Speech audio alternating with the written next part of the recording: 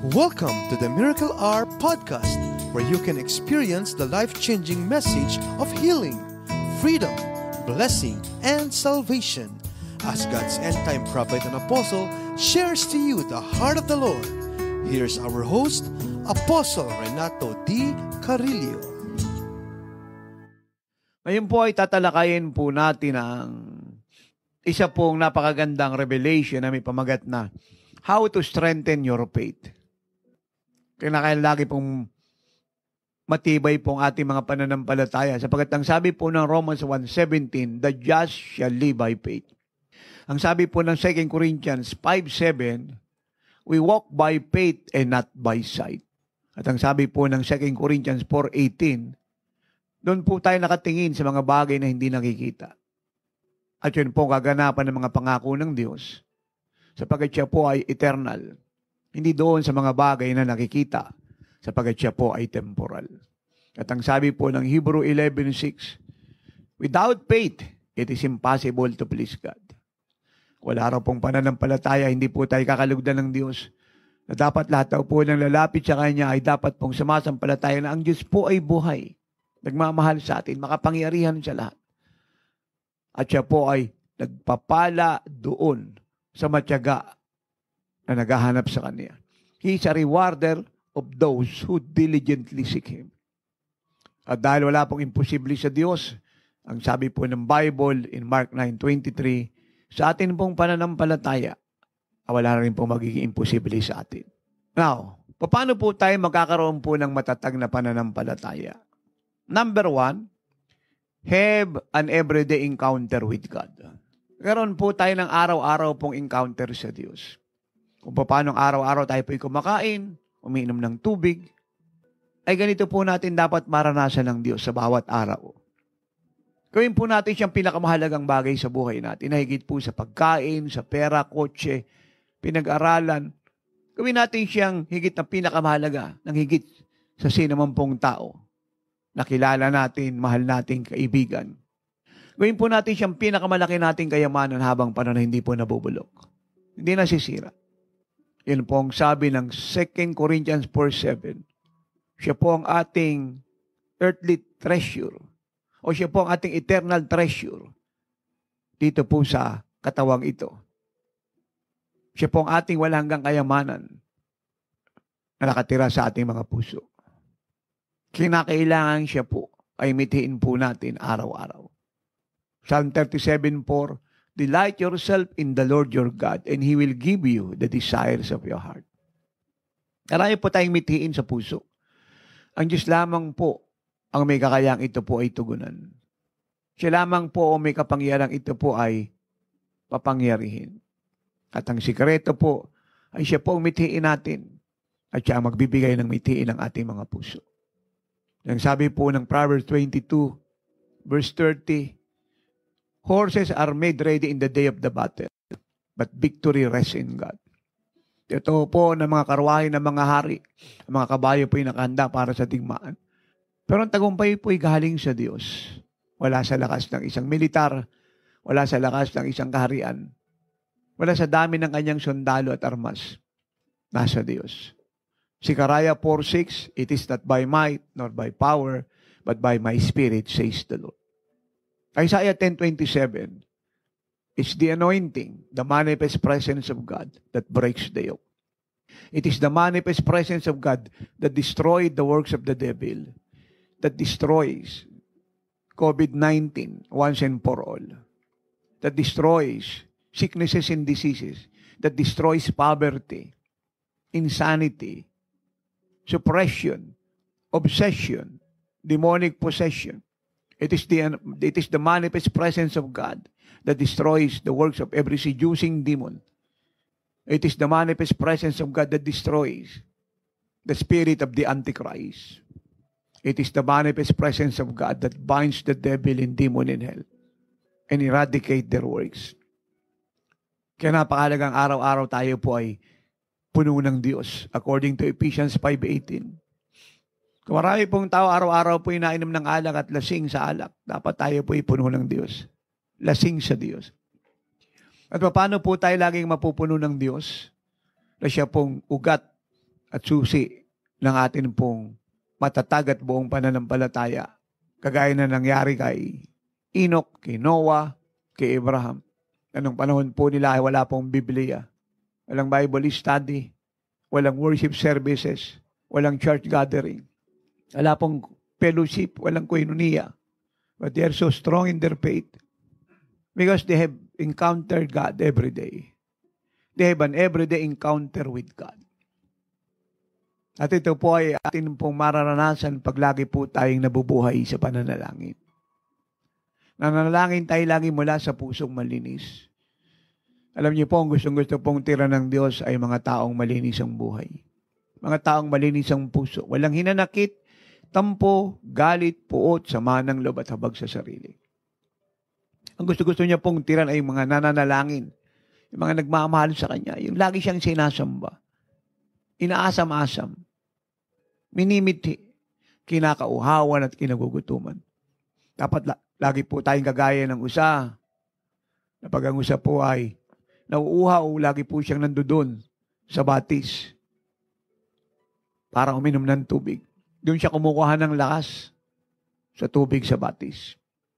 Dapat araw-araw yung atin pong uhaw ay dalhin po tayo nito sa presensya ng Diyos. Sa presensya ng Diyos tayo po ay laging sabik sa Kanya, nakagaya ng usa na laging humihingal sa pananabik na tuloy-tuloy nagpupunta po ng batis.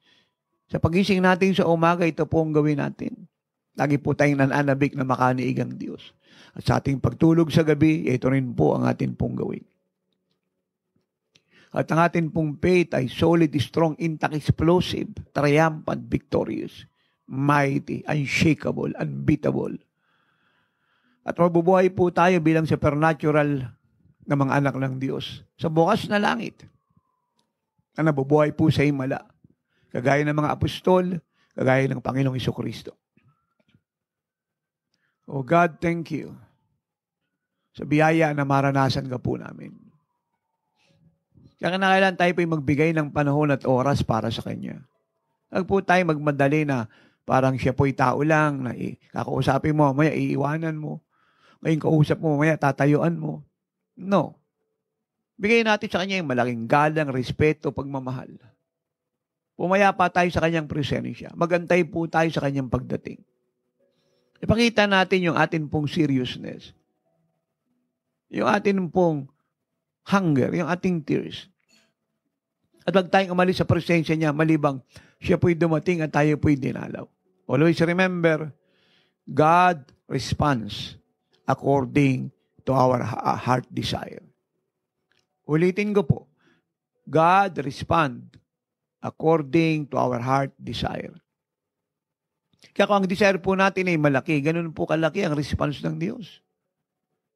Kung ang desire po natin ay maalab, ganyan po kaalab ang kanyang pagdating sa atin. Kung atin pong pagmimithi ay sobra-sobra po ang pagpupuspos na ibibigay niya po sa atin. Nakita niyo po ang early church sa upper room in Acts 1:14, Acts 2:1-4. Sila po ay nanalangin straight for 10 days. Hindi po sila tumigil sa pananalangin hanggang dumating po ang God the Holy Spirit. At di po nakakapagtaka kung sabihin ng Acts 1:4 na ang pagdating niya po ay like a mighty rushing wind. Mighty rushing wind. Makapangyarihan, bigla ang pagdating ang ginawa ng Diyos na nanahan sa mga alagad. Bakit po? Yung desire po nilang maranasan ng Diyos ay urgent. And God responded to their heart desire.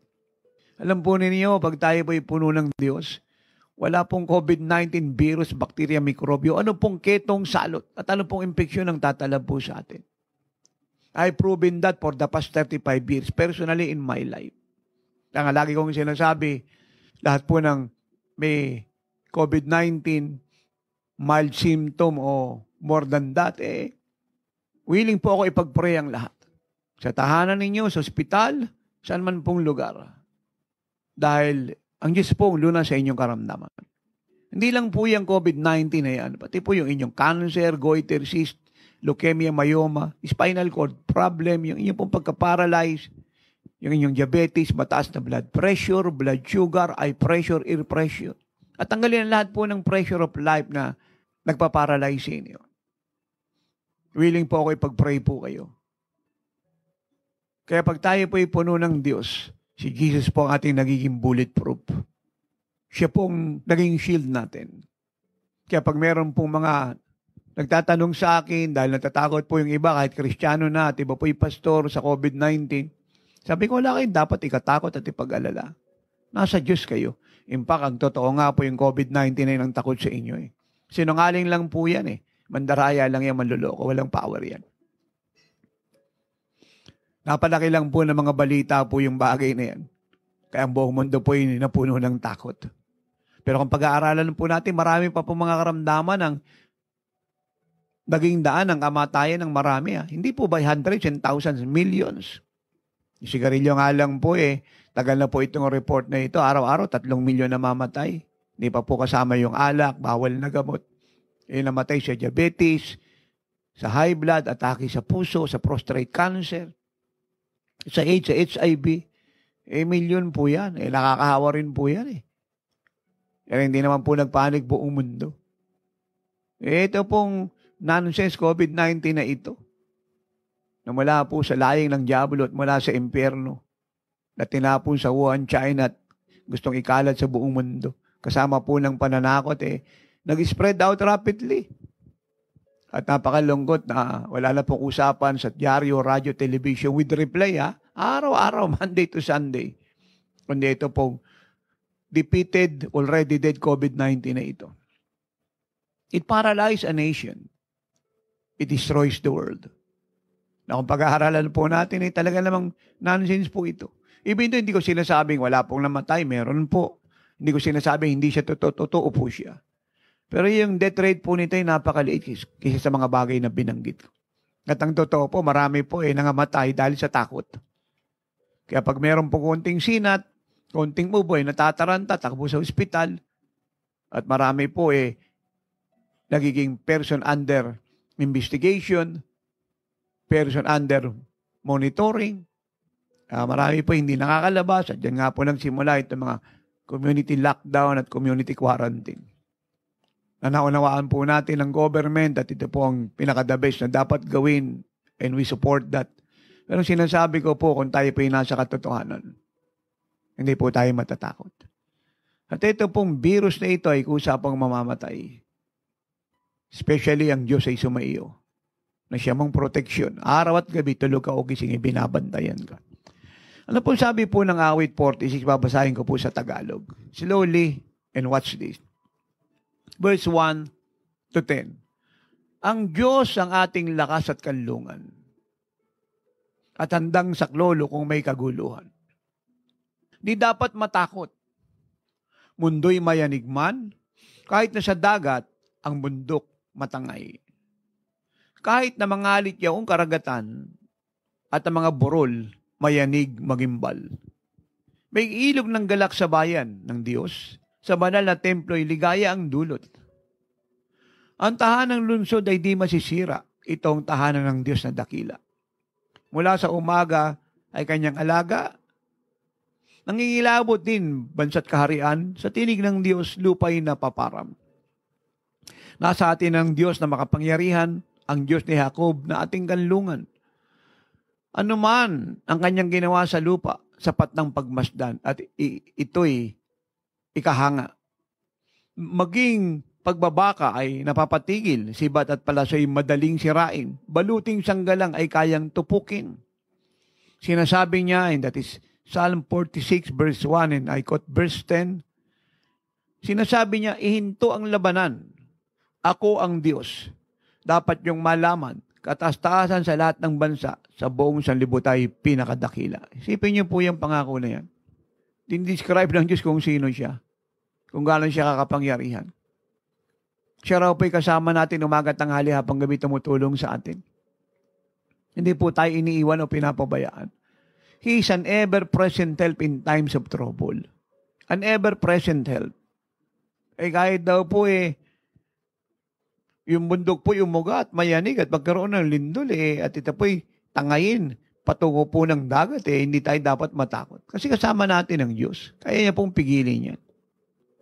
Kahit daw po yung mga burol na yan ay mayanig at mauga, hindi tayo dapat matakot. Ano po itong COVID-19 na ito? Mas makapangyarihan po ang Diyos sa COVID-19. Sabi ng Persian 4:4, si Jesus po ay bilyong ulit na higit na makapangyarihan kaysa kay Satanas. Si Satanas po walang power yan. Talo na po sa cross yan. 2,000 taon mahigit na nakakalipas. Ang sabi ng Persian 3:8, he was destroyed by Jesus. Yung salita pong destroyed sa Greek, ang ibig sabihin po ay katargeo. Katargeo. Ang ibig pong sabihin ay winasak, nilupig, ginawang abo, pinulbos, ginawang walang kabuluhan, kahiya-hiya, katawa-tawa. Ayan po ang ginawa ni Jesus kay Satan. At yun din po ang sabi ng Colossians 2:14 and 15. Ipinarada po ni Jesus si Satan sa kahiyahiyang pagkaparada. Sinungaling lang po si Satanas eh. Hindi niya po tayo dapat niloloko. Kaya tayo mga anak ng Diyos, bishop ka man, pastor, o ikaw ay pare, madre, o obispo, o papa, o kardinal, nasagot ka man ng mga mali sa tanong, o nagtuturo ka ng dating daan ng kamatayan, hindi ka dapat matakot kung ang Diyos ay sumasa iyo. Inuuli ko, nag-exist po yan. Walang nagdi-deny. Pero ang sinasabi ko, siya po'y walang power, useless, empty, destroyed sa mga lalaki at babaeng na kay Jesus, sa mga lalaki at babaeng puno ng Diyos, tinirhan ng Diyos. Napakarami ko pong pinatungan ng kamay, milyon-milyon. Napakarami pong karamdaman ng mga ito. Iba po'y 5, iba 10, iba 15, iba po'y 20, iba po'y 30. Sa isang katawan, sa isang tao. Wala naman pong nakahawa sa akin kahit isa. Sila pong nahawaan ng buhay ng Diyos at sila pong lahat ay nagsigaling. Napakarami ko pong kinamayan. Wala pong alcohol, walang sanitizer. Pero wala naman pong nangyari sa akin. Hindi po masama mag-ingat ng katawan. Dapat po yan. May virus o wala. May mikrobyo o wala. Pero sinasabi ko po, pag nasa Diyos tayo, hindi po tayo tinatablan yan. Kaya nga minumungkahi ko ang buong Pilipinas pumunta kay Kristo eh. Kasi ang nangyari po sa atin, mga minamahal, sa reliyon tayo napunta eh. Alam niyo po, pag nangangailangan ka ng kaligtasan, ang kailangan mo hindi reliyon, tagapagligtas. Si Jesus po yun. Pag nangangailangan ka ng kagalingan, ang kailangan mo hindi reliyon, manggagamot, si Jesus po yun. Pag nangangailangan ka ng kasaganaan, ang kailangan mo hindi reliyon, tagapagsagana ng buhay mo, provider mo habang panahon, sino po yun? Si Jesus po yun. Pag nangangailangan ka ng bagong buhay, ang kailangan mo hindi reliyon, hindi abusan o, hindi Ave Maria, hindi glory be to the Father, hindi orasyon. Ang kailangan mo ay magbabago ng buhay mo. Si Jesus po yun.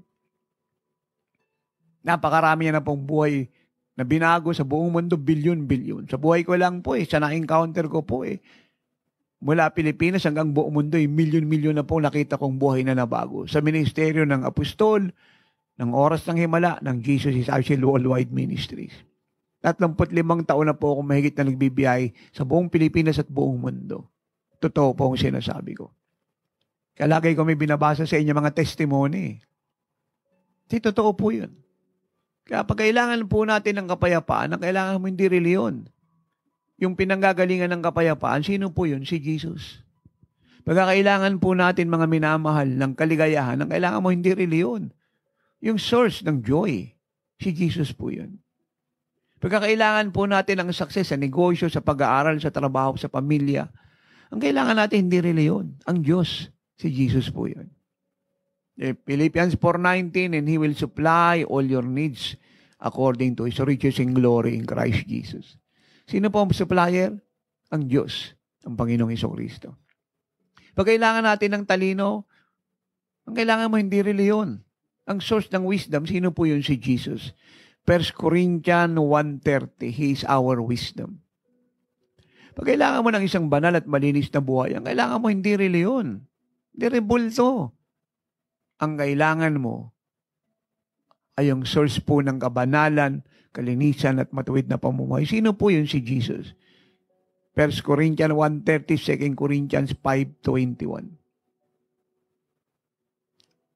1 Peter 1:13 up to 16. Isaiah 6, verse 1 to 9. And Revelation 4:10 to 11. pagkakailangan mo ng kahulugan ng buhay, hindi really yun ang kailangan mo. Yung source, sino po yun? Si Jesus. It is only Jesus Christ who can make your life beautiful.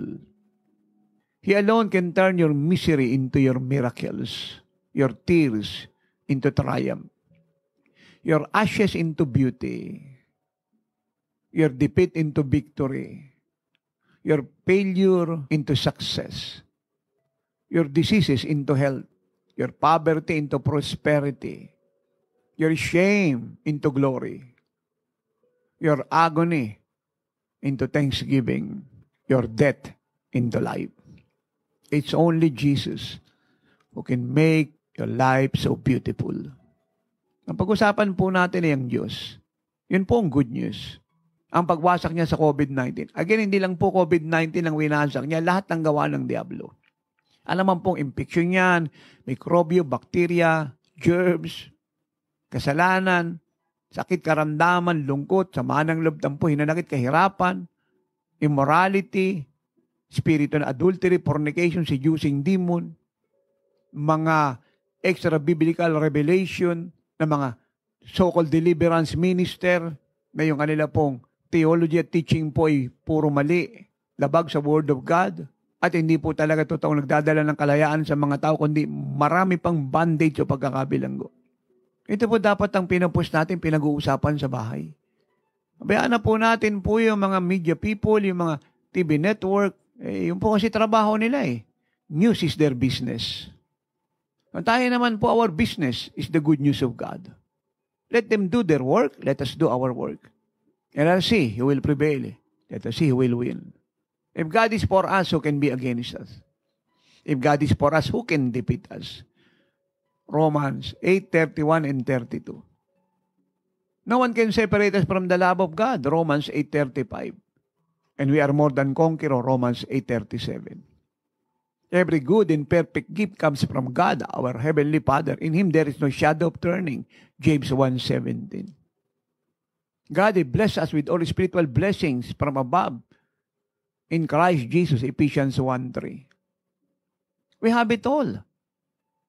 Luke 15:31. Everything is ours. Ang kaharian ng Diyos ay atin. Luke 12:32.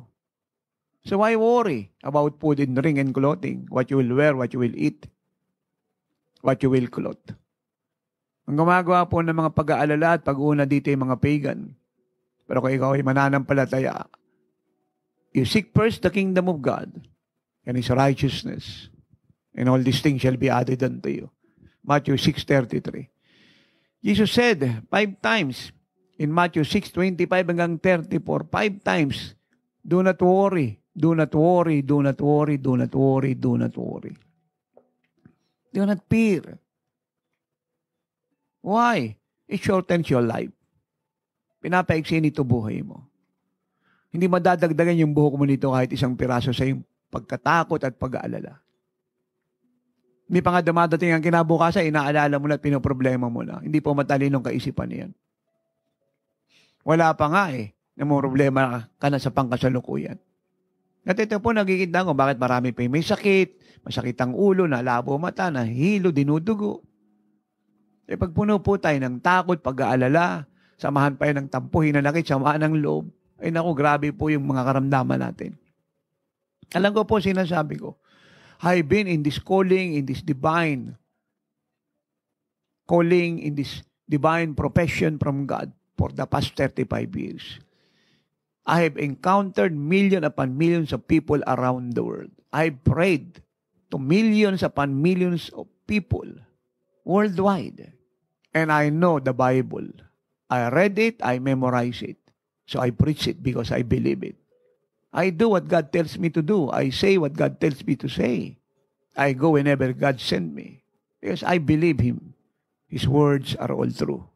Ang kabuuan ng kanyang mga salita ay katotohanan lahat. Kaya mga minamahal, why worry if you have the glory? Why fear if you can believe God? Why suffer if you can be satisfied in God? Just simply believe Him, His word, and obey His command. And that's it. Ang langit ay bukas sa iyo. and you will enjoy the provision of God. Kaya pag tayo po ay nasa kagulumihanan, ang kailangan mo hindi psychiatrist, hindi psychic healing, hindi feng shui expert, tarot reading, hindi manguhula, hindi horoscope, hindi spirit of the glass, hindi bingo, hindi solitaryo, hindi blackjack, hindi chess, hindi mahjong, hindi sabong. Ang kailangan mo ay si Jesus. Pag namumroblema ka sa mga anak mo, sa mga magulang mo, kamag-anak, kaibigan, kakilala, o sinamang tao na kaguluhan ng puso at isip mo, ang kailangan mo hindi reliyon. O fellowship, movement, o coalition. O doctrine, sinamang false deliverance minister. But God, our Lord Jesus Christ. Sino pwedeng mag-alis ng takot at magbigay ng kapayapaan sa iyo? No religion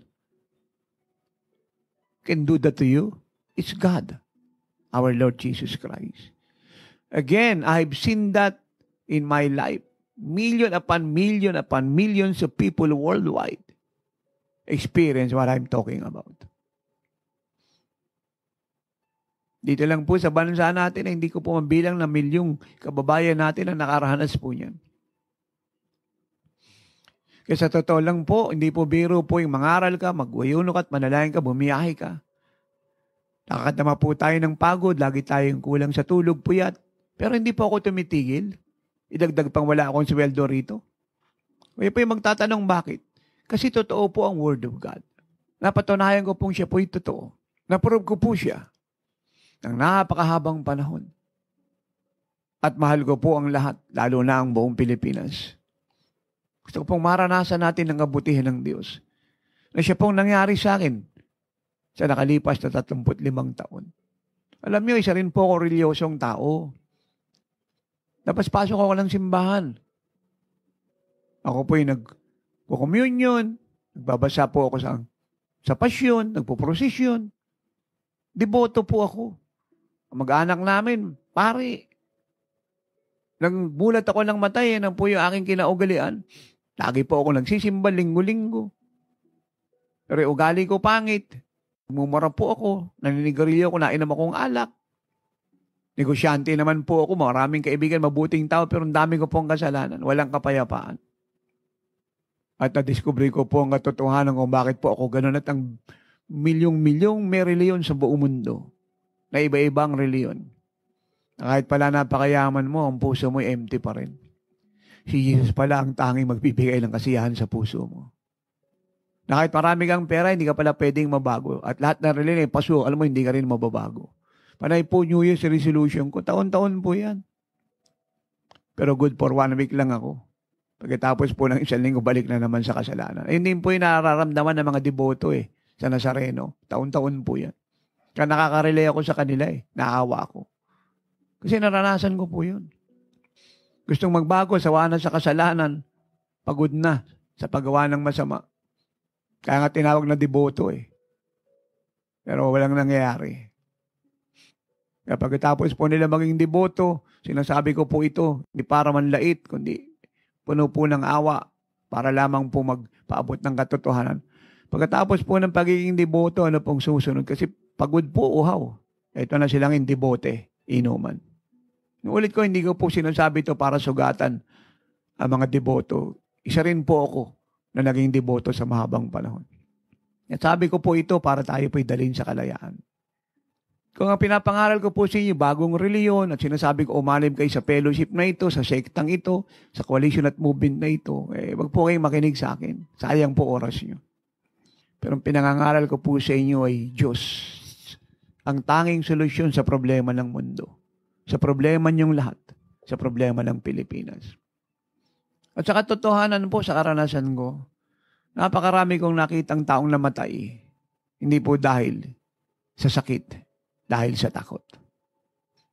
Meron nga pong isang totoong istorya siya po na-diagnose na may COVID-19. Yung siya po natanong, kung ano po yung nangyari sa kanya nung malaman niyang siya po nagkaroon ng COVID-19, siya po natakot. At kasabay po ng pagkatakot niya, ano niyo nangyari? Tumaas po yung kanyang blood sugar, tumaas yung kanyang blood pressure. Marami na po siyang naramdaman kakaiba sa katawan niya na dati po wala nung hindi siya natatakot. Yan po ang sinasabi ko. Hindi po ako kagaya na ibang nagtuturo, nag-create po ng issue para maging sensation, sumasagot ng mali sa tanong para makakuha po ng tagapakinig. Inaatake ang sino man para makakuha po ng atensyon ng tao. Lingkod po ako ng Diyos. Ang intensyon ko po hindi manakit, hindi magwasak at magsira ng buhay, kundi para magbuo, tumulong dumamay, magligtas, magpagaling, at dali ng lahat sa Diyos. Kung iba po siguro nagpapayaman at hindi siguro talagang yan po ang katotohanan. Kaya nga nagtatayo ng kanya-kanyang reliyon eh. Kanya-kanyang movement at coalition, kanya-kanya pong fellowship. Kasi yan yung pera eh. Favor sa politiko, pera, posisyon, provision, marami pong kasikatan dito.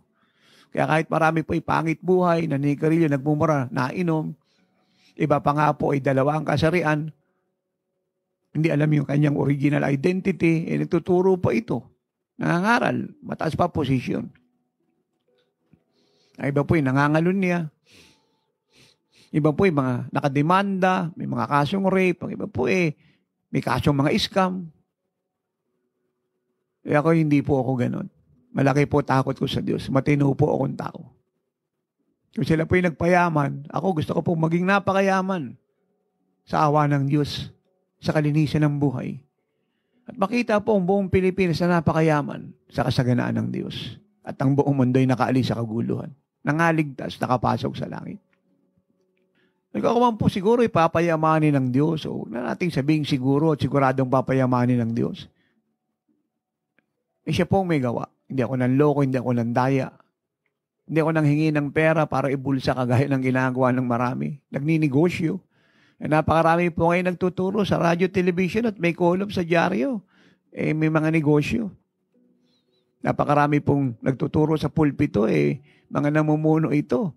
Sila po yung pinakamataas na tagapanguna ng iglesia na yan, ng gawain na yan, ng reliyon na yan. May mga negosyo. Ako po'y wala. Kapag nakita niyo po yung kanila po mga Facebook, naka-advertise puro yung mga negosyo nila. Pag sila po yung nagturo, pinangangaral puro negosyo nila. Ako po'y wala. Hindi ko po pinagbibili ang tawag ko, ang pagtitiwala ng Diyos. Ang kalawalhatian ng Diyos at kapangyarihan sa buhay ko. Ang totoo nga po, napakarami na po nag-alok sa akin Napakarami pong politiko po yung gustong magbigay sa akin ng pera, lalo na pagka-eleksyon. Wala po akong kinausap kahit isa. Wala po akong binigyan ng panahon. Na-negotiable po ang integrity ko sa Diyos. Marami pong pumunta sa amin. Inaalok po ako na yung programa ko pong 24 hours. Pati po yung Facebook page ng Usagil Worldwide Ministries. Lagyan po ng advertisement. Laki pong pera yung papasok, milyon sa isang buwan. Hindi pa ako nakipag-usap. Na-negotiable po yung ating stand sa Diyos. At kayo po ang saksi ang lahat. Hindi ako nang-aral dyan na meron po akong pinalag na ano pong negosyo mula sa tosino hanggang langgunisa, vitamina, pampaputi ng muka, panlaban sa virus, o ano pa pong negosyo. I preach Christ alone, in whom I serve, in whom I live and move and have my being. Napakahirap po kasi na nanloko po ng kapwa.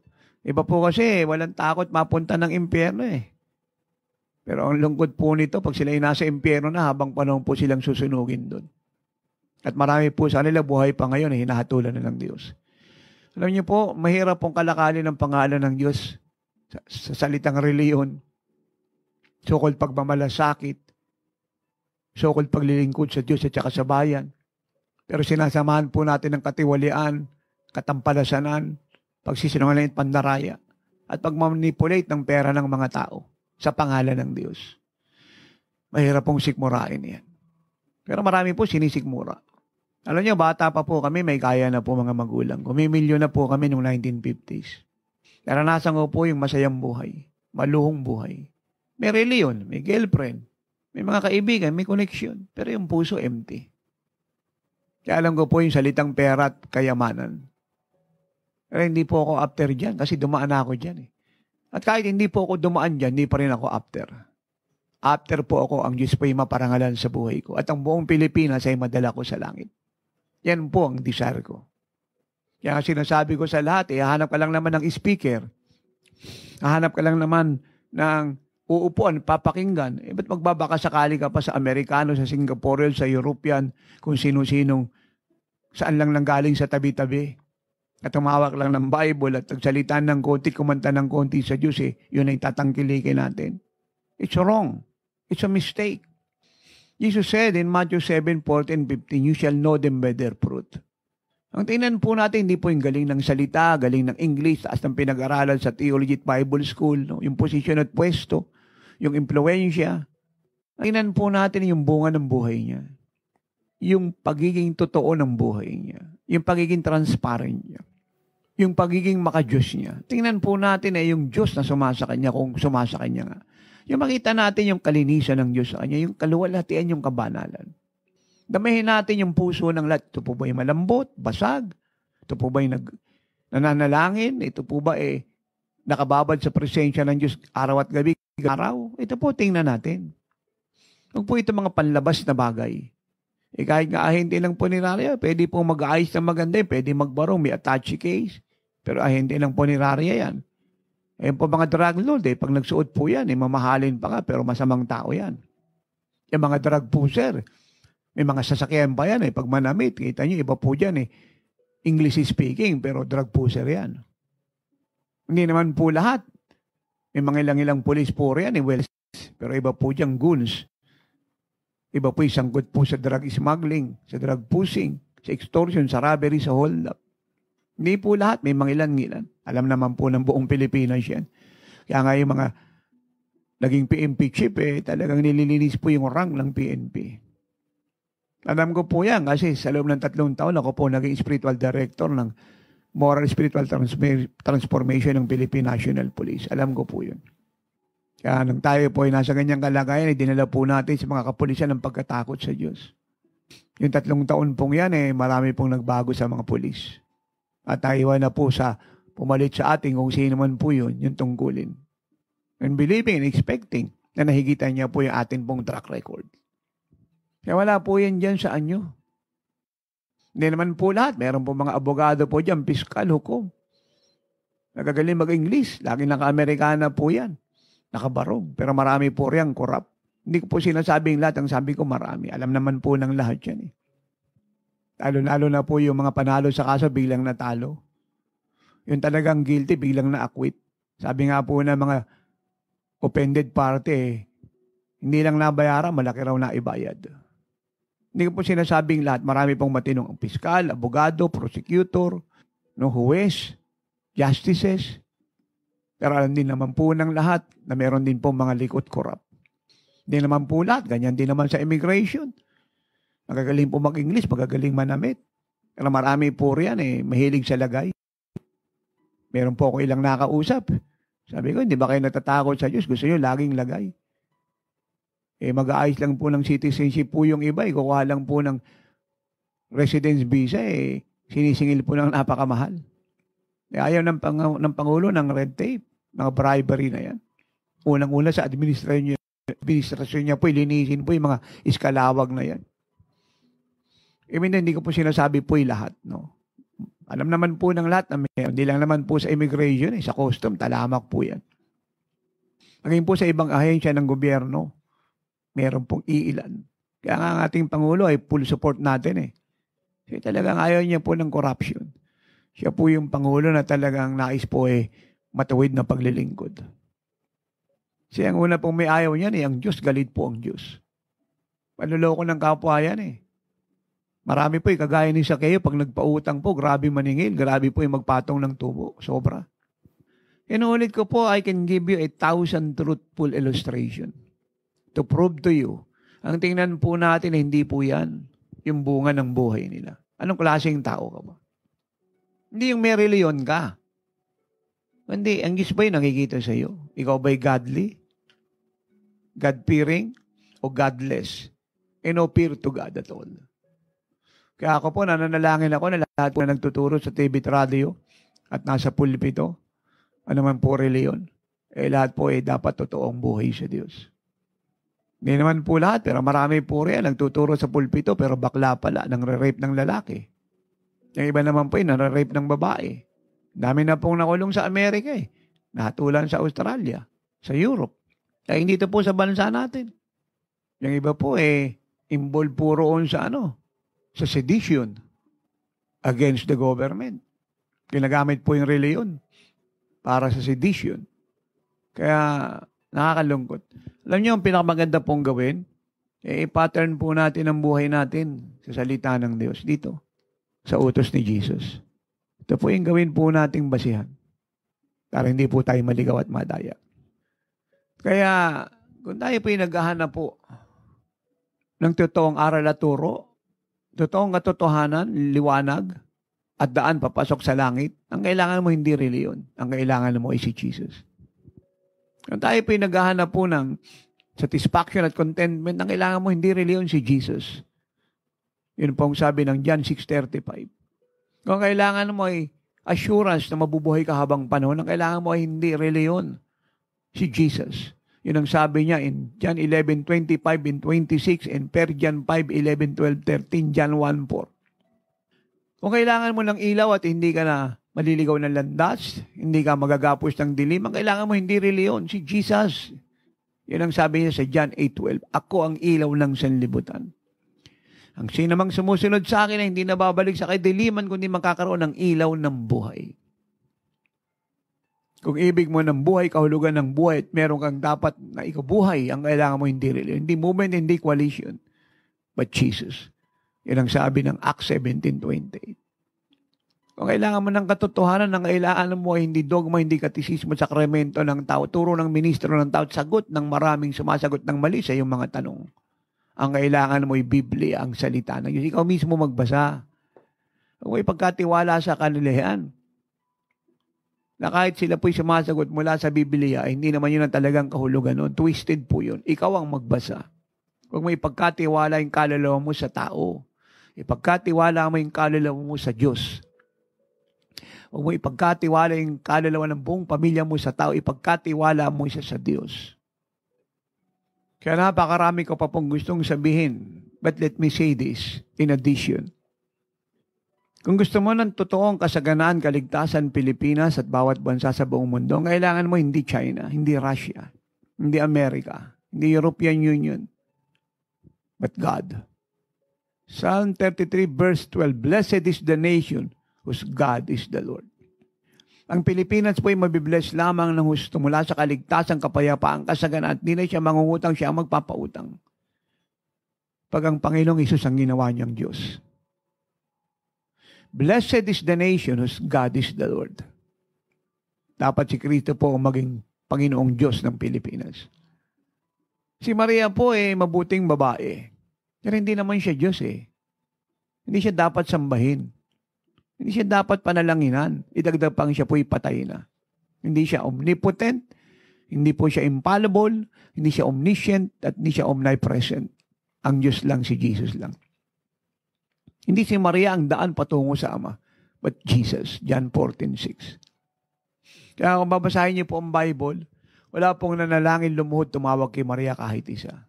Ako po'y naaawa sa mga kababayan natin. Nadadama ko po yung sinseridad ng puso ng ating mga kababayan. And I admire and appreciate that.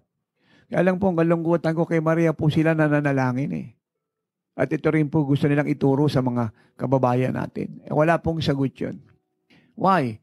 Sabi po ng Acts 4:12, tanging pangalan lang ni Jesus ang inilagay sa ilalim ng silong ng langit na sukat ikaligtas ng sangkatauhan. Tanging pangalan niya lang. Hindi pangalan ni Pedro, ni Pablo, ni Juan, ni Santiago, ni San Lorenzo Ruiz, ng Papa, ng Pare, ng Monsignor, ng Pastor, ng Ministro ng Tao, ni Maria, ni Jose, ni Pilato, ni Nero, ni Cesar, ni Pesto, ni Felix, ni Agripa. Pangalan lang po ni Jesus. Kaya napakalaking kamalian at kasalanan na kay Maria po nananalangin ng marami nating kababayan. O ang ilan nating mga kababayan. At sa iba pong mga patay ng tao lang na kinanonize ng tao. Basahin niyo po katotohanan mga minamahal. Wala pong nakanonize kahit isa sa Bible na naging santo na ang nagkanonize po'y tao. Wala. Tingnan niyo po ang sabi po ng Galatians chapter 1 verse 15. But when it pleased God who separated me from my mother's womb and called me through His grace. Ayan. Si Pablo po ay tinatawag na maraming Saint Paul. Pero paano po naging santo si Pablo? Dahil siya po ay kinanonize po ng Papa, ng Pari, ng Hari Emperador. Ibalik po natin yung Galatians 1:15. Bulay-bulayan natin uli. But when it pleased God, do you hear that? But when it pleased God, who separated me from my mother's womb and called me through His grace. Sino po tumawag kay Pablo? Sino po naghiwalay sa kanya? Sino po gumawa sa kanyang saint? God. Ibalik natin uli. Galatians 1:15. But when it pleased God, do you hear that? But when it pleased God. Glory to God. Kaya ang isang tao po ay nagiging santo, hindi dahil kinanonize po ng Papa o ng sino pa, kundi dahil siya po'y binalal ng Diyos, dahil siya po'y nakipag-isa kay Kristo, siya po'y gawa ng Diyos, hindi ng tao. At hindi po napapatawad ang kasalanan ng sinumang tao, dahil siya po'y ginawang santo ng tao. Ang tanging may karapatang magpatawad ng kasalanan po ng tao ay ang Diyos lang, sa pamamagitan ng Panginoong Hesus. Per John 1:9. Ano pong sabi ron? If we confess our sins, He is faithful. Watch this. And just to forgive us our sins and to cleanse us from all unrighteousness. If we confess our sins, He is faithful. Sino raw po yung faithful? God. Hindi po Papa, hindi pari, hindi ministro, hindi pastor, hindi tao. He is faithful and just to forgive us our sins. Sino raw po yung tapat? Ang Diyos na nagpapatawad ng ating mga kasalanan at naglilis ng lahat ating mga kalikuan. Sino raw po nagpapatawad? Ang Diyos. Ano pinapatawad niya? Yung ating sins at ating unrighteousness. Siya raw po nagpapatawad at siya rin po yung naglilinis ng ating mga kasalanan at mga kalikuan. At yun po yung nagaganap sa pamamagitan po ng dugo ng Panginoong Jesucristo. 1 John 1:7, please. Malinaw po yan. And I read, but if we walk in the light, as He is in the light, we have fellowship with one another, and the blood of Jesus Christ, that's it. And the blood of Jesus Christ, His Son, cleanses us from all sin. And the blood of Jesus Christ, ayan, His Son cleanses us from all sin. Pinapatawad po ng Diyos ang ating mga kasalanan, nililinis niya tayo sa ating mga kalikuan sa pamamagitan ng dugo ng Panginoong Jesucristo. At yan po ang dahilan kung bakit si Jesus po ay kinakailang iwan ng langit at kunin ang kalagayan ng isang tao at mamatay sa krus ng Kalbaryo upang yung dugo niya po ay dumanak. Yung buhay niya po ay maialay na kabayaran sa kasalanan ng sangkatauhan upang sa pamamagitan ng kanya pong banal na dugo ay mahugasan tayo sa ating mga kasalanan. Amen. Kaya nung si Jesus po ay namatay na sa krus ng Kalbaryo, yung dugo niya po ay available na sa lahat para maghugas ng kasalanan ng sangkatauhan. Kapag tinanggap mo si Jesus sa puso mo bilang personal mong Diyos, Panginoon, tagapagligtas ng iyong buhay, then, yung dugo niya ay naghugas na sa iyong mga kasalanan. Nalinis ka na at dapat mong paniwalaan yan. Ano pong sabi ng Hebrew 9:22? And I quote, and according to the law, almost things are purified with blood. At tinutukoy po dito ay yung Old Testament sacrifices na kinakailangan lahat po ng kasalanan nila ay dapat linis sa pamamagitan po ng pagsished ng dugo. At yun po ang reason kung bakit lagi silang may handog na susunugin sa Brazen altar. Ang problema lang po ng Old Testament, yung kanila pong kasalanan, pag meron po silang inaalay na hayop, ay natatakpan lang. Pero yung pong nature ng kasalanan, yung pong root cause ng kasalanan, hindi po nawawala. Yung sinful nature na nananatili. Tuloy po natin. Yung pong ibig sabihin. And without shedding of blood, there is no remission. Kaya yung pagdating ni Jesus sa cross, yung pong comparison ng Hebrew 9:22, at siya po'y nagbubo, nag-shed ng kanyang dugo, yun na po ang kabayaran ng kasalanan ng sangkatauhan. Ang pagkakaiba po nito sa dugo ng mga hayop, kasi na-sacrifice po ng lumang tipan, wala itong power para sirain ang kapangyarihan ng kasalanan. Nagtatakip lang. Pero yung dugo ni Jesus, yung pong pinaka-root cause, yung pagdating ng buhay niya sa atin through His shed blood, yung simple nature ay kanya pong sinira, kanya pong winasa, kanya pong inalis. At pinilitan niya po ng kanyang buhay. Kaya ang sabi ng 2 Corinthians 5:17, ang sino mang nakikristo ay isa isa ng bagong nilalang. Lahat ng lumang bagay ay naglaho na at lahat ng bagay ay bago na. Therefore, if anyone is in Christ, he is a new creation. All things have passed away. Behold, all things have become new. Alam sabi po ng Hebrew 9:14 ay ito. How much more shall the blood of Christ, who through the eternal Spirit offered himself without spot to God, cleanse your conscience from dead works to serve the living God. Ang sinasabi po rito, kung yung pong mga dugo ng hayop ay nagtatakip ng kasalanan ng lumang tipan, kasalanan ng mga Israelita, sapagkat yun po ay type ng redemptive work ni Jesus sa cross. Yun po ay tinuturo ang Israelita sa hinaharap ng pagbubuwis ng buhay ng bugtong na anak ng Diyos through His shed blood na siya pong maghuhugas ng kasalanan ng sangkatauhan. So meaning to say, yung sacrifices po ng mga hayop ng Old Testament ay tinuturo po sila sa darating na pagbubuwis ng gadasan ng kanyang buhay sa krus ng Kalbaryo. Now kung ito raw pong dugo ng mga hayop na ito, na ginagawa nila by faith as they look to the cross, to the coming of the Messiah, may bisa para takpan ang kasalanan nila. How much more ang dugo po ng anak ng Diyos? Yung pong sabi ng Hebrew 9:14, how much more shall the blood of Christ, do you hear that? How much more shall the blood of Christ, who through the eternal Spirit offered himself without spot to God, cleanse your conscience from dead works to serve the living God. Yung dugo po ng Panginoon ay meron pong power para yung buong katauhan po natin ay hugasan. Mula sa ating konsensya, sa ating kaluluwa, sa ating buong katauhan. Dahil ang pagkakaiba po ng dugo ng Panginoon, siya po'y perfect, siya po'y sinless. Kaya siya po ay dapat dumating sa mundong ito at magkatawang tao bilang Diyos na may gawa ng langit at lupa para bayaran ang kasalanan ng sangkatauhan. Sapagkat ang sabi ng Romans 3:10, wala raw pong matuwid kahit isa na nabuhay sa mundo. Yan din po ang sabi ng Ecclesiastes 7:20. Wala raw pong matuwid na tao kahit isa na nabuhay sa mundo, wala. At dahil wala pong matuwid na taong nabuhay sa mundo kahit isa, papa ka man, pare ka man, madre ka man, pastor, ministro, bilyonaryo, mahirap, mayaman, ano man ang reliyon mo, all have sinned and fall short of the glory of God.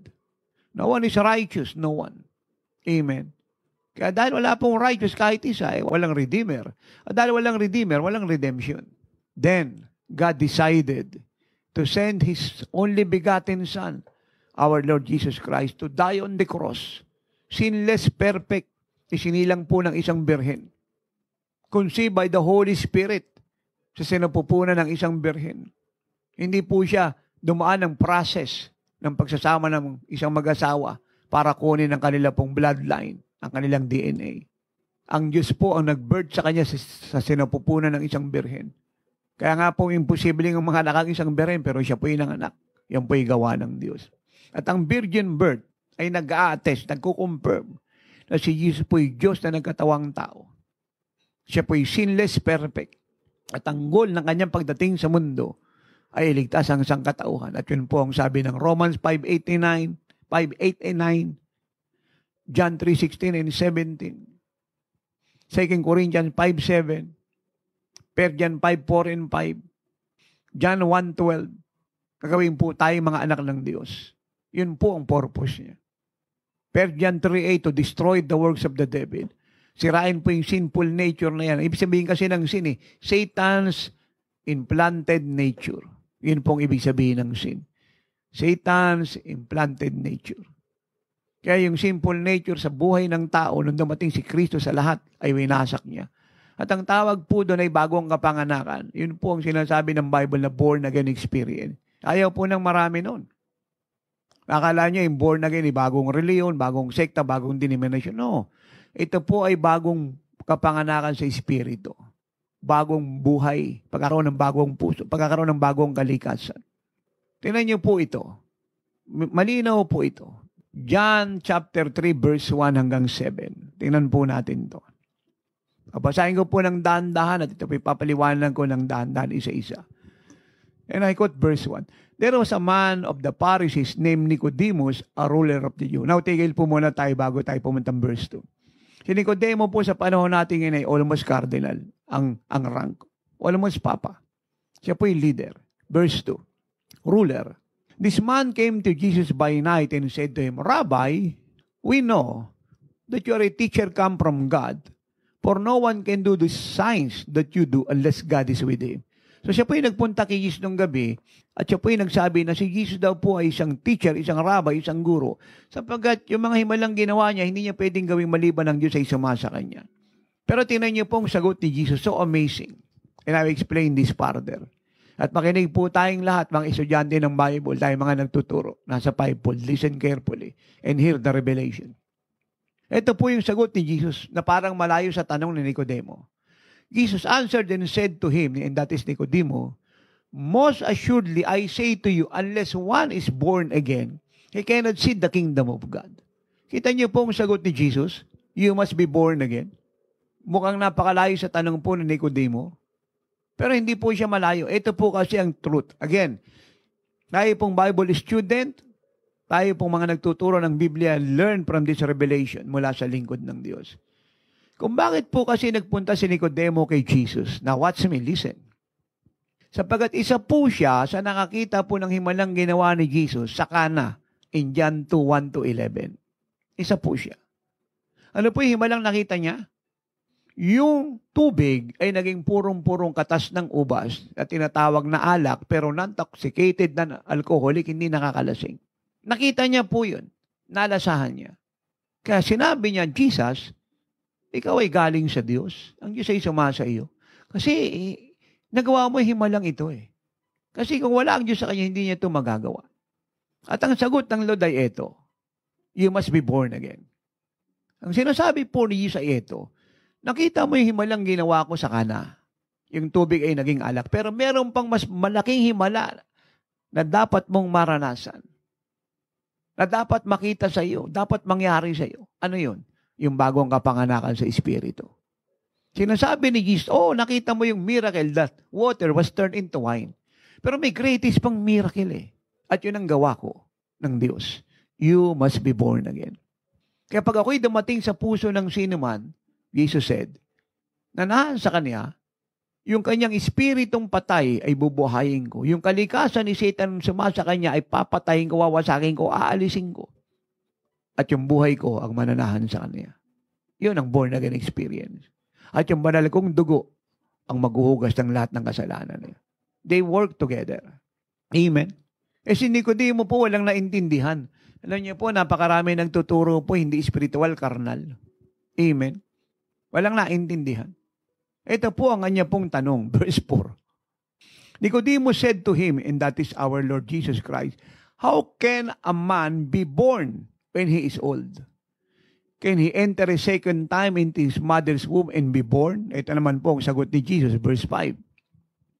Jesus answered, most assuredly, I say to you, unless one is born of water and the Spirit, yun po ang sinasabi ko kanina, unless one is born of water and the Spirit, he cannot enter the kingdom of God. Amen. Ang sinasabi po ni Jesus ay hindi po born in the flesh, but to be born in the Spirit. Amen. Hallelujah. Palakpakan natin ang Diyos Church of God sa bayan ng Pilipino. Ang thought ni Nicodemo ay ito, ako ay matanda na, Jesus. 70 plus na ako. Paano pa ako babalik sa sinapupunan ng nanay ko para maipanganak niyang muli? Tanda ko na. Kulang na lang sabihin ni Nicodemo, patayin na yung nanay ko. Paano pa ako isisilang nito uli? Imposible yun. Pero ang sinasabi ni Jesus ay hindi born of the flesh to be born in the flesh again. Sinasabi niya is to be born again in the Spirit. At yun po yung pinapaliwanag ko kanina na meaning ng born again. Si Jesus ay dumating sa buhay mo. Tinanggal niya ang simple nature mo. Yung espiritu mong patay ay binuhay niya. At yung kanyang dugong nabuo sa krus ng Kalbaryo nagpatawad sa lahat ng kasalanan mo. Ikaw ay nagkaroon ng bagong kapanganakan, naging bago kang nilalang. At ito'y gawa ng Diyos. Amen? Gawa ng Diyos. Amen? Now, punta tayo ng John 1:12-13. Amen? Listen, Bible student, tayo po mga preacher, tayo po yung mga nagtuturo ng mali. Listen. John 1:12-13. I quote, but as many as receive Him, sino po yung ni-receive? Si Jesus. To them, He gave the right to become children of God to those who believe in His name. Sila daw pong tumanggap kay Kristo ay binigyan po niya ng karapatang maging mga anak ng Diyos. Sila na sa Kanya ay sumampalataya. So tayo pong lahat ay anak po ng mga magulang natin. Pero yung anak po ng Diyos ay sila lamang na tumanggap kay Jesus. Lahat po tayo anak ng Diyos. Lahat po tayo ginawa ng Diyos. Dinaan sa ating mga magulang.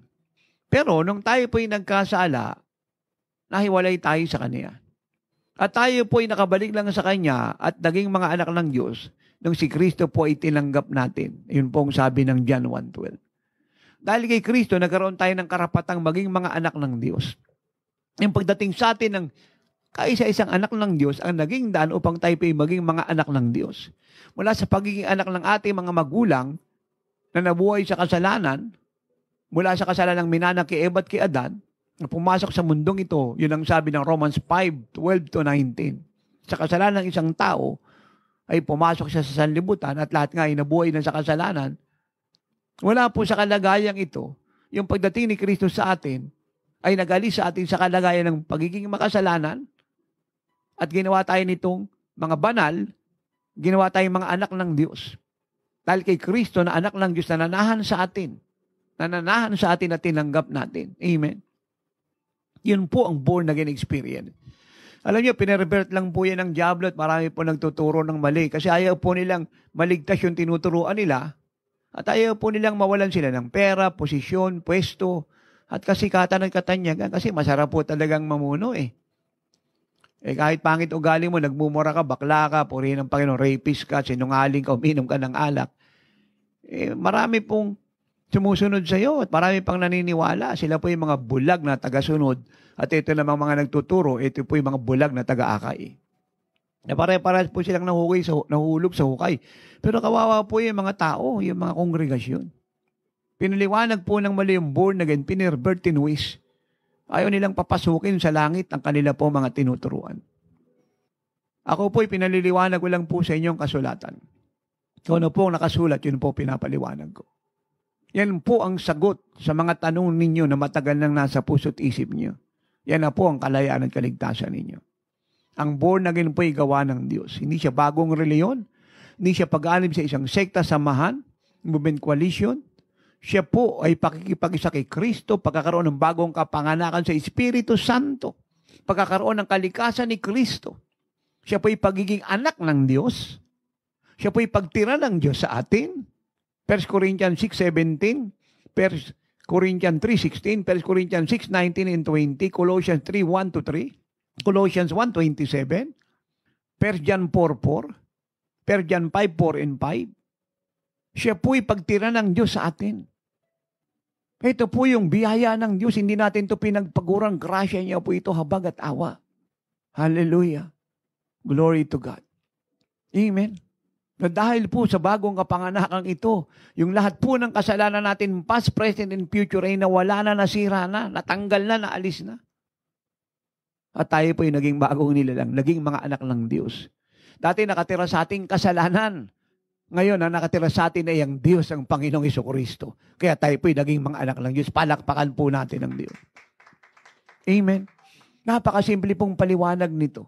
Gawa ito ng Diyos. Walang ibang pwedeng gumawa kundi ang Diyos. Kaya hindi tayo pwedeng magmalaki na tayo naligtas kasi mabuting tao tayo, nag-aabuloy tayo, may abot tayo sa noo. Membro tayo ng isang sekta, samahan, kamag-anak natin ng ministro ng tao, na nagdoktrina sa atin na si Kristo'y tao lang, napahamak tayo sa turo ng tao dahil ang minahal natin at binigyan ng pansin ay yung turo ng tao, hindi turo ng Diyos. Na hindi ito pwedeng gawin ng mga bilyonaryo, ng sino man pong namumuno, mahirap, mayaman, o nag-aral sa Bible School. Hindi ito pwedeng gawin sa atin ng ating mga magulang dahil ang ating buong pamilya nangangailangan ng kaligtasan mula sa pinakamatanda hanggang sa pinakabata. Hindi ito pwedeng gawin ng anumang universidad, ng anumang pinag-aralan, pagiging scholar, pagiging magna cum laude at summa cum laude, at pagtatap sa bar. No. Listen. Ito po'y habag at awa ng Diyos. Ephesians 2:89. And I read, For by grace you have been saved through faith, and that not of yourselves, it is the gift of God. So, ito pong ating kaligtasan ay ano po? Regalo ng Diyos. Ito po'y grasya ng Diyos. At ito po'y sumatin ng tayo po'y manampalataya kay Jesus sa kanya pong finished, complete, redemptive work sa cross. Nung siya po'y nagpunta sa mundong ito, bilang Diyos na totoo, kinuha ang kalagayan ng isang tao, nagpunta ng cross, binayaran ang kasalanan nating lahat, at nabuhay na maguli mula sa mga patay pagkalipas ng 3 araw. Sa ating pong pananampalataya sa Kanya at pagtanggap sa Kanya bilang Panginoon natin at tagapagligtas ng ating buhay, tayo po'y naligtas. Ito po'y regalo ng Diyos. Ito po'y grasya niya. Hindi natin ito pinagpaguran. Si Kristo po ang nagpagal. Siya po ang nagpagod. Siya yung nagbayad ng kasalanan natin. Hindi natin ito binili. Hindi natin binayaran. Hindi natin tunukan dahil tayo po'y lumuluhod at tayo po'y nananalangin at namamanata ng Ginoong Maria. Ama namin sumasalangit ka at nag-uurasyon po tayo. Tayo may abusa noo at may kamag-anak tayong ministro ng tao. At kamag-anak natin sumasagot ng mali sa tanong, kaya napupunta yung marami sa dating daan ng kamatayan. At ang iba'y nagtuturo ng tamang daan ng kapahamakan at kasawian. Hindi po ito ang dahilan. Ito po yung regalo ng Diyos. Sino po regalo ng Diyos? Si Kristo. Sino po tagapagligtas natin? Si Kristo. Sino po nagligtas sa atin? Si Kristo. Kaya pag dumating na sa iyo ang tagapagligtas, ligtas ka na. Hallelujah! Palakpakan natin ng Diyos. Pag dumating na sa iyo ang Savior, save ka na. When your Savior enter your heart and then you are saved. This is the gift of God to you and to me and to everyone who received Jesus Christ as their personal Lord and Savior. This is the grace of God.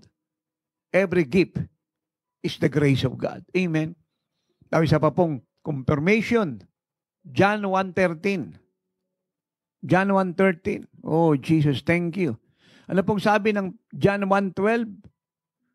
Nang sino man daw pong tumanggap kay Jesus, ay binigay niya ng karapatang maging anak ng Diyos, sila na sumampalataya sa kanyang pangalan. 13. Who were born, ito na po siya ha, listen, who were born not of blood, nor of the will of the flesh, nor of the will of man, but of God. Sino raw po nagsilang sa atin, hindi raw po dugo, hindi raw po ito kalooban ng sino man, hindi ito kalooban ng tao, hindi ito gusto ng sino man, hindi ito trabaho ng sino man. Sino daw po nagsilang sa atin? But of God. Kaya yung born again experience ay gawa po ng Diyos. Kaya yung ayaw po ng born again at nagtuturo na walang born again ay antichrist. Ito po ay kulto.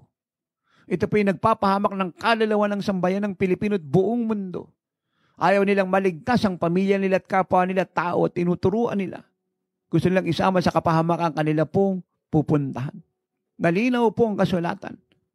Hindi ko po ito salita, hindi ko po ito letra, hindi ko po ito paliwanag, hindi ko rin sinulat, yung binasa ko lang, literal na pinaabot sa inyo. Na ang kaligtasan ng born again experience ay gawa ng Diyos. Ano po ang born again experience?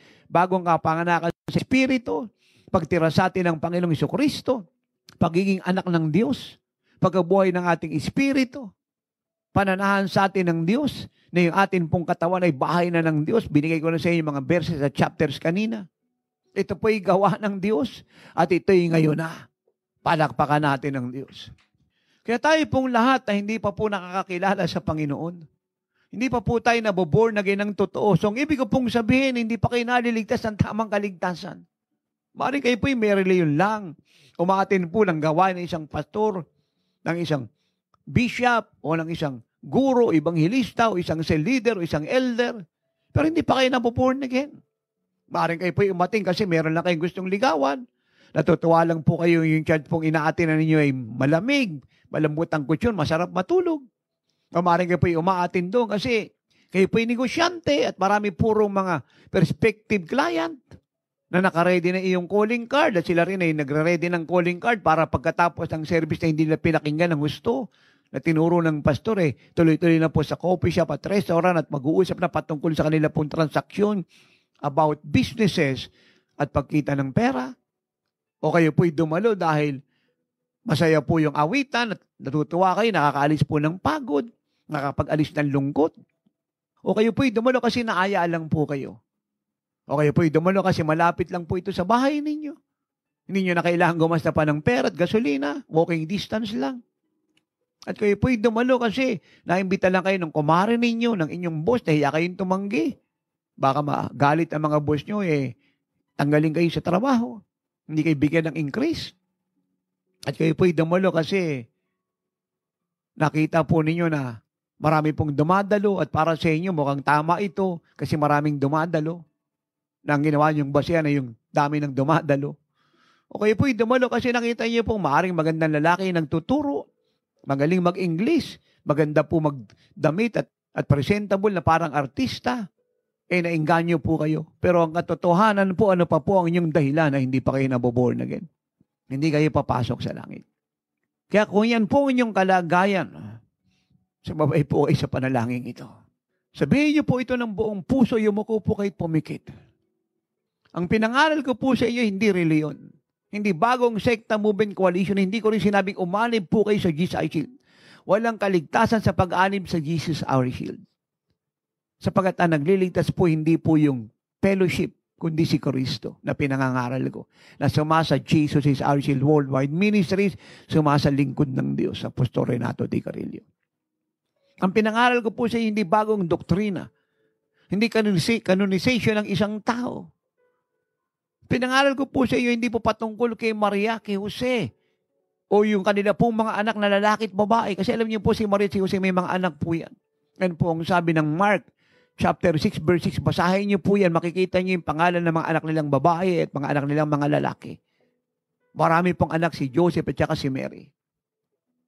Kaya pagkatapos niya pong maisilang si Jesus sa kanya pong virginity, ay nagpakasal sila ni Jose at sila po'y nagkaroon ng maraming mga anak. Ang pinangaral ko po sa inyo ay hindi po si Pedro o si Pablo na sinasabi na maraming unang papa sa Roma. Ang pinangaral ko po sa inyo ay si Jesucristo. Ang kaisa-isa niyong tagapagligtas. Ang namatay sa krus ng Kalbaryo para bayaran ng kasalanan ng sangkatauhan na pagkalipas ng 3 araw ay nabuhay na maguli mula sa mga patay. Siya lang at tanging siya lang ang ipinangaral ko. Ang inyong kaisa-isang tagapagligtas. Acts 4:12. The only mediator between you and God, Jesus Christ. 1 Timothy 2:5. Your resurrection in your life, your eternal life. John 11:25-26 and 1 John 5:11, 12, and 13. John 1:4. Your life and your light. John 8:12. Your good shepherd. John 10:16. Your gateway to God. John 10:4. Your way to God. Your truth and your life. John 14:6. The refresher of your soul for you to bear fruit as you abide in Him. John 15:1. He's the vine and you are the branches. Your satisfaction and contentment. The bread of life. John 6:35. Jesus Christ. Siya po pinangaral ko sa inyo. Sa Kanya kayo po ay save, secure, satisfied, forever. Kaya itaas niyo po ang inyong dalawang kamay. Kayo po yumuko at tayo po ay mananalangin. Sabihin niyo po ito ng buong puso. Ama, salamat po na malinaw ang revelation ng lingkod mo. Walang daya, walang perversion, walang panlilinlang, hindi doktrina ng tao. Damang-dama ko ang patotoo ng Diyos Espiritu Santo sa kanyang mga turo na nasa tahanan ko ngayon. Tinatanggap ko po ang alok mong kaligtasan. I want to be born again. Now, patawad po, Ama, sa lahat ng kasalanang nagawa ko mula pagkabata hanggang sa oras na to. Ibig kong maging anak mo. Mula sa pagiging anak ng mga magulang ko, gusto ko maging anak mo. Patawad po. Kung sa mahabang panahon ay sinara ko ang isip ko sa dakilang pagliligtas na ginawa ng Panginoong Hesus sa krus ng Kalbaryo. Patawad po sa mga pagkukulang ko. Patawad sa paniniwala ko sa maling turo, maling nagtuturo. Patawad po sa paniniwala ko sa hula, horoscope, spirit of the glass, tarot reading, star reading, weather reading, atmosphere reading, palm reading. Tinatakwil ko ang lahat ng ito. Natawad po kung sa mga patay ako umasa, nanalangin, humingi ng tulong, kagaya ni Maria, ni Jose, ni Lorenzo Ruiz, ng mga patay na mga papa na kinanonayos ng tao. Katawad po. Katawad po kung ako po ay nagsinungaling. Nandaya ng kapwa, nagpaalipin sa sigarilyo, alak, sugal, bawal na gamot, imoralidad, pakikiapid at pangangalunya. Katawad po kung ako po'y lalaki, pero pinipili ko maging bakla.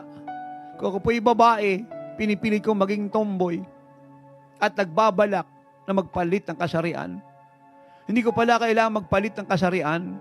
Ang kailangan ko pala ay bagong puso. Bagong buhay kay Kristo. Ang kailangan ko pala ay maging anak ng Diyos. Ang panahanan ng bugto na anak ng Diyos. Ang aking Panginoong Hesus. Patawad po kung wala akong panong basahin ng mga salita mo. Inasa ko na lang ang kaligtasan ng kaisa-isa kong kaluluwa sa nagtuturo. Ayaw nila kaming pabasahin ng Biblia para wag naming malaman ang katotohanan. Pero ang utos ng Panginoon in John 5:39 hanggang 41 ay basahin namin ang Biblia araw at gabi, bulay-bulayin. At yun din ang sabi mo sa Joshua 1:8, Proverbs 4:20 to 22, John 8:51, Psalm 119 verse 4. Pero higit kong paniniwalaan ang ministro ng tao at mga nagtuturo ng mali kaysa katotohanan ng mga salita mo. Nagkasala po ako. Pero salamat po sa gitna ng kawalan ko ng pagkaunawa at maling pagtitiwala sa mga nagtuturo ng mali. Niligtas mo pa rin ako. Mahal mo pa rin ako. Inabot mo pa rin ako. Kaya sa oras na ito, mabuting Ama, tinatanggap ko po ang buhay na walang hanggan. Tinatanggap ko ang bagong kapanganakan sa Espiritu Santo o ang born again experience. Panginoong Hesus, halika. Pumasok ka sa puso ko ngayon. Pagharian mo ako. Gawin mo ako anak ng Diyos dahil sa pagdating mo sa buhay ko. Buhayin mo ang espiritu kong patay. I want to be born again. Born of God. Born in the Spirit. Born from above. Ibigay mo sa akin ang kalikasan. Salamat po sa dakilang kaligtasang tinanggap ko ngayon. Malaya na ako. Damang-dama ko, anak na ako ng Diyos. Damang-dama ko, ang Diyos ay sumaaki na. Matagal ako naging religyoso. Naalipin ang reliyon. Ngayon, malaya na ako. Matagal na panahon hindi ko naranasan ng Diyos. Akala ko ligtas ako. Hindi pala. Ngayon, damang-dama ko ang Diyos ay nakatira na sa akin. Bago na ang puso ko. Buhay na ang espiritu ko. Anak na ako ng Diyos. Nakatira na sa akin ang aking kaisa-isang tagapagligtas at Panginoon, ang Panginoong Jesucristo. Salamat, Panginoong Jesus, na binayaran mo ang kasalanan ko. Salamat, niligtas mo ang kaluluwa ko sa apoy ng impyerno. Salamat sa bagong buhay na ito at bagong kapanganakan ito sa Espiritu Santo. Amang mabuti, alalahanin mo ang pamilya ko, isama mo sila. I-born again mo rin sila. Abutin mo rin sila. At isama mo sa bayan ng Pilipino at ang buong mundo sa bagong kapanganakan ito. Napakaliwanag ng pinangaral ng lingkod mo. Sumaaki na ang kaligtasan. Ganun lang pala kadaling pumasok sa langit. Ganun lang pala kadaling maging anak ng Diyos.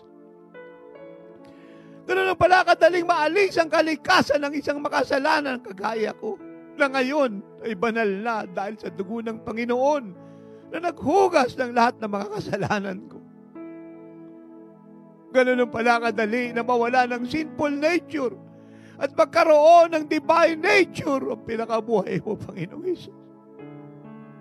Maraming salamat sa iyong dakilang pagliligtas. Mananatili ako sa iyo. Susunod sa mga utos mo.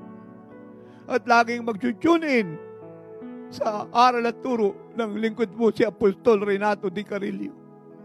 Ipamamalita ako ang oras ng himala. Ang mga programa sa telebisyon at radyo ng oras ng himala. Ang Facebook page ng Jesus Worldwide Ministries.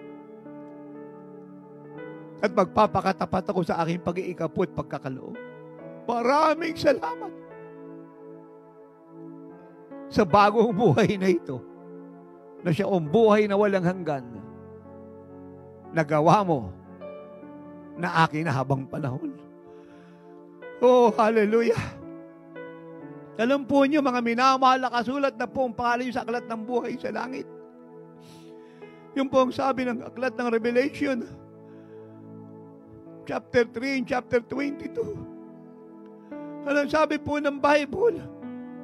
Sa Luke 15, 1-7, especially verse 7, bilyong-bilyong anghel po nagpupuri sa langit ngayon. Bilyong-bilyong anghel sa langit na nagpupuri ngayon dahil sa iyo, sa inyo, sa sambayan ng Pilipino na nakaranas ng kaligtasan ngayon. Kaya tawagan niyo po ako kaagad, sulatan, i-email, i-text, i-message. Gusto ko po makiisa sa kagalakan ninyo at ng buong kalangitan. Gusto ko ibalita sa buong mundo, meron na naman pumasok sa langit at yun po ay kayo.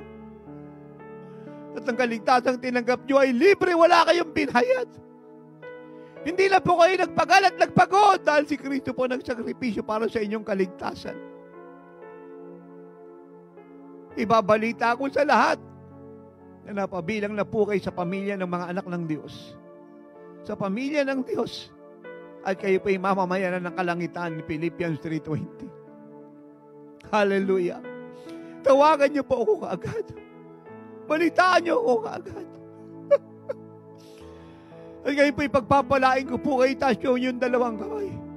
Ama, kung meron silang karamdaman, yabang sila po'y anak mo na at pinatawad mo na ang kasalanan nila, ang sabi mo, kasabay ng kapatawaran ng mga kasalay kagalingan ng sino man sa sakit at karamdaman. So, Father God, pagalingin mo ang cancer nila, ang goiter, ang cyst, leukemia, myoma, high blood, epilepsy, pagkabulag, pagkabingi, pagkapipi, pagtagas ng dugo, diarrhea. Puksain mo ang COVID-19 na yan kung meron man po, nakakaramdam ng sintomas nito. Yung mga COVID-19 po'y pinatay mo na sa Pilipinas at buong mundo. Kung sila po'y lumpo, ibangon mo. Kung sila po'y cripple, palakarin mo. Kung sila po'y bulol, pagsalitain mo. Kung sila po ay panlag, ayusin mo yung mga paningin nila. Itama mo ang kanilang cornea, retina, pupil. Lagyan mo ng sapat na fluid ang mga mata nila.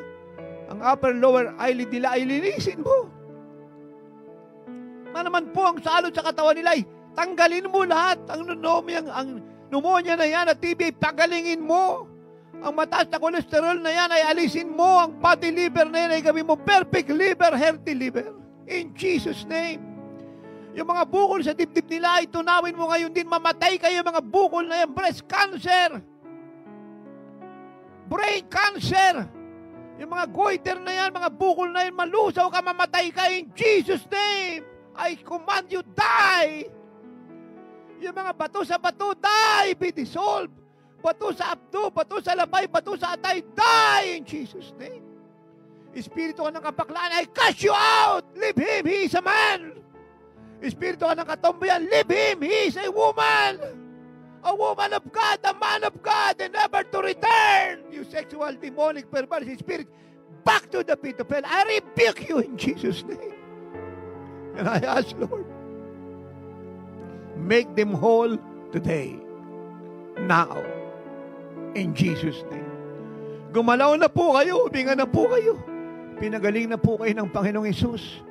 Malaya na po kayo. Touch niyo po ang inyong dalawang kamay, sabihin niyong malakas, Ama, salamat po. Ligtas na ako. Magaling na ako. Malaya na ako. Anak na ako ng Diyos. At pinagmamalaki ko. I am born again. I am born again. Born of God. Born from above. Born again. Ang Diyos ay nakatira na sa akin. Malaya na ako. Palakpakan natin ng Diyos. Hallelujah. Thanks for listening to Miracle Hour Podcast. If you are blessed with our program and want to know more about the Lord, like us on our Facebook page at www.facebook.com/JIOSWM and subscribe to Jesus is Our Shield Worldwide Ministries YouTube channel. Our time is running out. Jesus is coming any moment. Apostle Renato D. Carrillo is mandated by God to bring the church to its full potential and to live like Jesus. Have a part in this end-time move of God. Pray, fast, and give to the work of the Lord. To God be all the glory.